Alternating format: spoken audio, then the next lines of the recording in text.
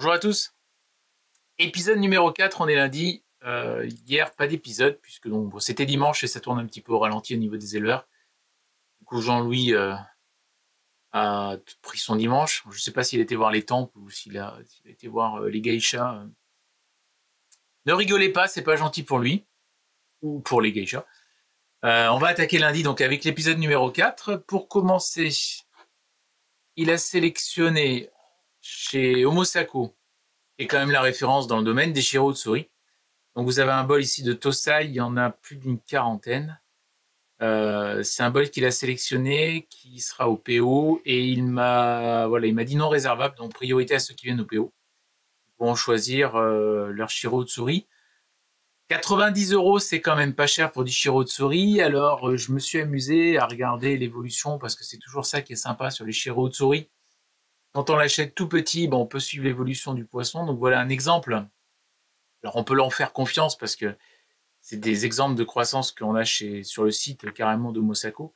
C'est spécialisé dans les Shiro Utsuri, il faut aussi les Kujaku de très bonne qualité. Et là on voit sur une évolution d'un poisson sur 2006, 2007, 2008, 2009, ce qu'il est devenu avec un poisson Tosai et la photo complètement à gauche. Donc on voit là vraiment l'évolution du Shiro. Je vous en montre un autre, là c'est encore plus improbable. Le voilà Tosai complètement à gauche, et puis au bout de Nisai, 3 ans et 5 ans.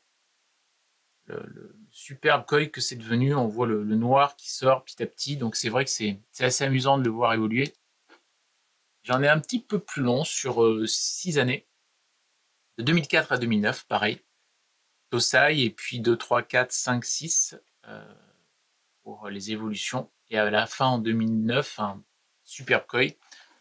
Donc là, évidemment, c'est impossible de dire ce qui va se passer sur des poissons aussi petits, mais ça permet à chaque passionné de s'amuser et de le voir évoluer pour voir un peu les sorties des sumis. Donc il y en a où le sumi n'est pas du tout sorti, mais ça ne veut rien dire, on l'a vu sur les photos précédentes.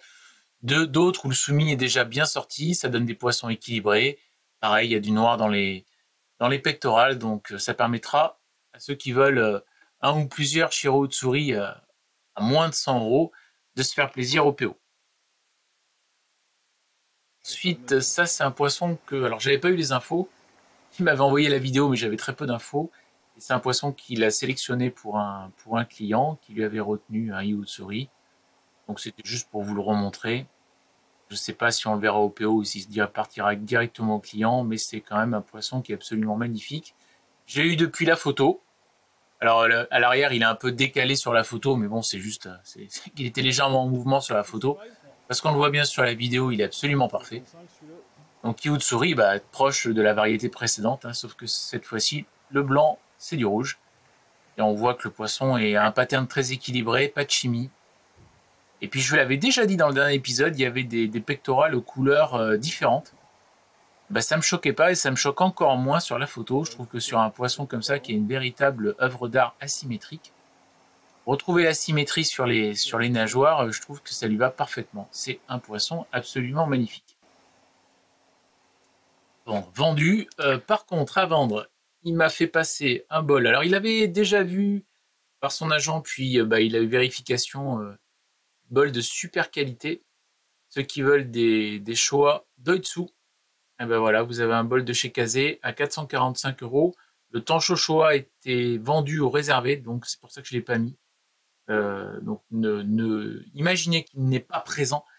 Et vous avez 7 Doitsu Showa qui complètent en fait le bol de samedi où j'avais montré un bol de Showa, cette fois-ci en Wagoi de chez Isa. C'était aussi magnifique, mais c'est différent.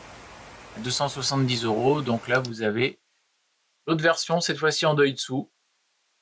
Je pense qu'il me l'a dit, les rouges sont vraiment intenses. Et il en avait eu aux dernières PO, il y en avait une dizaine. C'est parti même pas dans la journée, les 10. C'est une variété qui est très recherchée parce que les motifs, c'est l'intérêt des Doitsu, sont très dessinés nettement. Les passages entre couleurs sont en général très nets, et ça c'est très sympa sur les Doitsu, moi j'aime beaucoup.